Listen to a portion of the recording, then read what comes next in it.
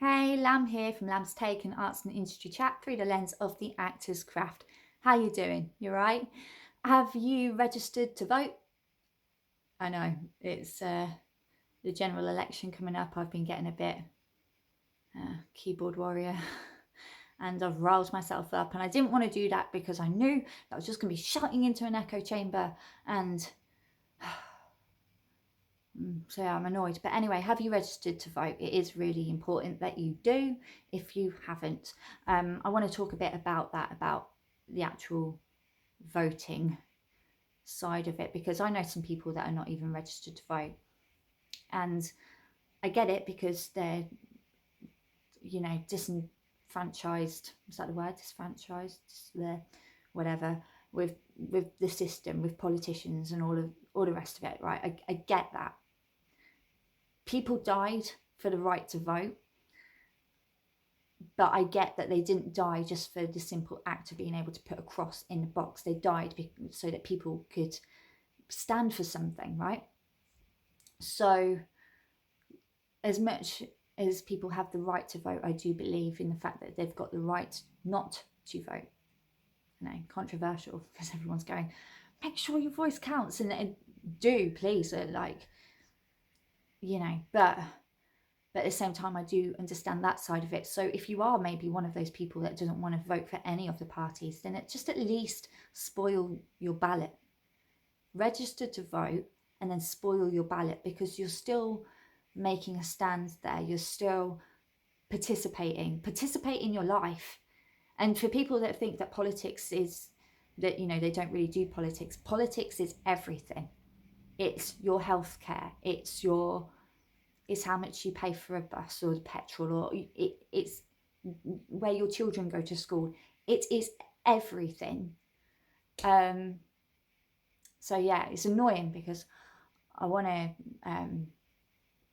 deliver this in a more rounded way, but I'm under time constraint because I've got to get off to rehearsal, and I was meant to film this a lot sooner. But yeah, I wanted to say that really just because it means a lot.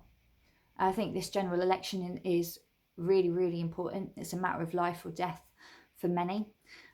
So when you go to vote, I would like people to consider who they've got in mind when they are voting. I'll sort of share where this has come from. I've got some people that vote differently to me, have different views to myself, you know, on Facebook and stuff like that. And that's fine. Wait. But the thing is, you state a simple truth to them and they get offended about the way that you've worded it. And it just seems madness to me, because it's like at the end of Joker when you see all it's showing all the violence, but they're bleeping out all the swear words. It's that sort of mentality, and I can't fathom it. And I don't think the things that I'm putting is offensive to anyone. I'm just stating the facts. I don't. And then I'm the sensitive snowflake in all of this. Not that I've been called a snowflake or anything, but being a bit left and stuff, I'm a snowflake. Let me pause again. And the thing is, I couldn't back away from my point.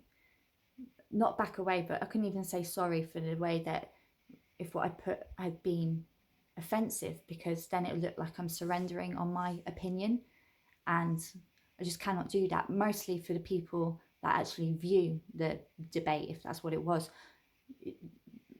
Because I think debates, usually you're not going to change the person's mind that you're debating, but you might influence people around it.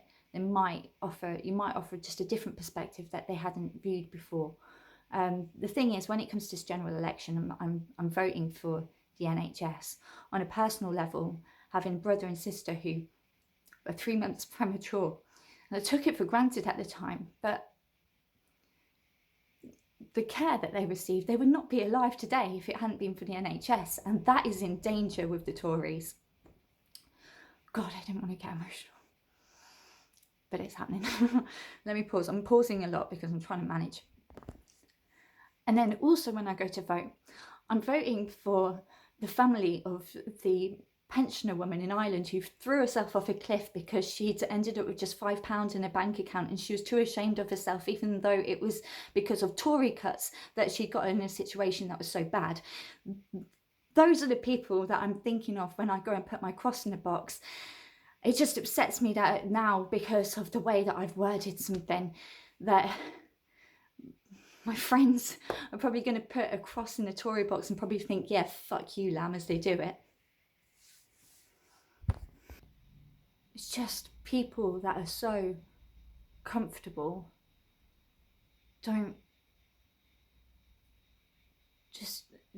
they just get different facts. They get different news. Everyone's living on different planets.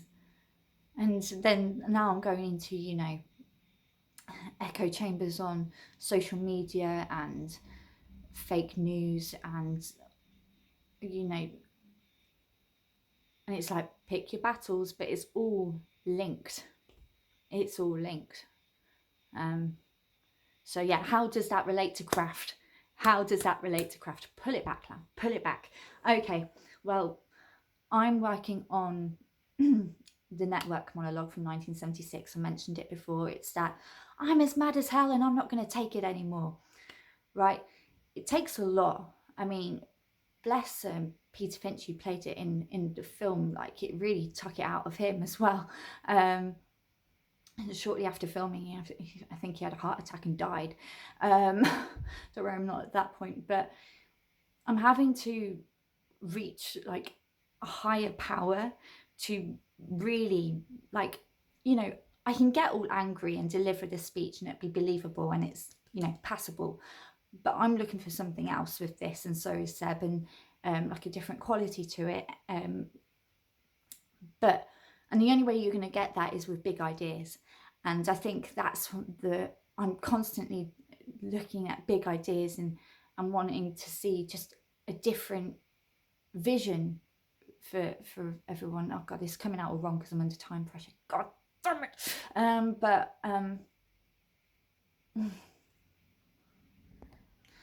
So I guess that's where I'm failing in terms of,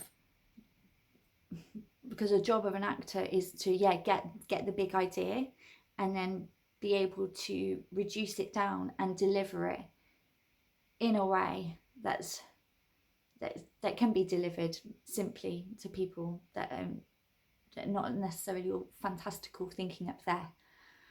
Does that make sense? That's really what, for me, separates good actors and great actors. And I don't mean that in a way to blow my own trumpet or anything, but I work really hard for this, you know, so give me some credit. I'm sick of apologising for my as well. I think I'm just going, so that's where I'm at the moment.